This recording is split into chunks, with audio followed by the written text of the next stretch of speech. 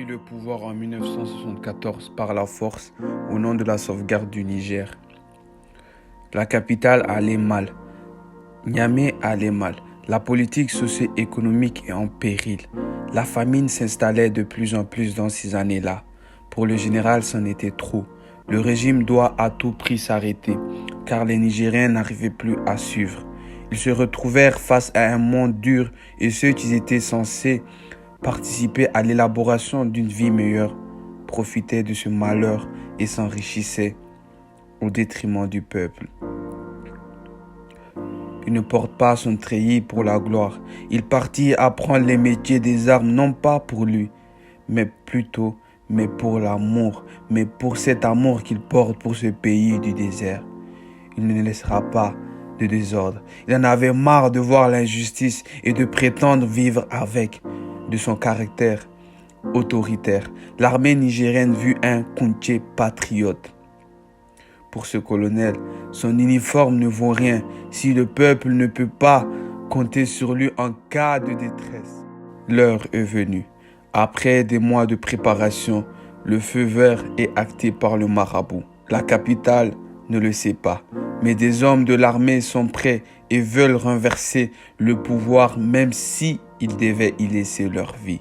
Dans un monde rempli d'injustice, les hommes parlent, mais les vrais hommes ne cherchent ni la gloire, ni la culte de personnalité, mais plutôt l'intérêt général pour la nation. Général Kounché prit le pouvoir le 15 avril 1974. 13 ans, 6 mois et 26 jours de règne effectué à la plus haute fonction de l'État.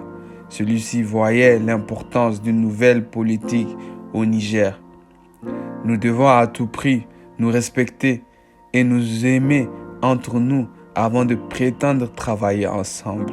À l'allure autoritaire, son règne peut être qualifié d'exceptionnel, puisque entre coups d'État de ses ennemis, entre la sécheresse, entre la faiblesse de l'État et le manque d'évolution dans son pays, dans notre pays, il devait à tout prix y croire et ouvrir le Niger vers une autre histoire, vers un autre monde.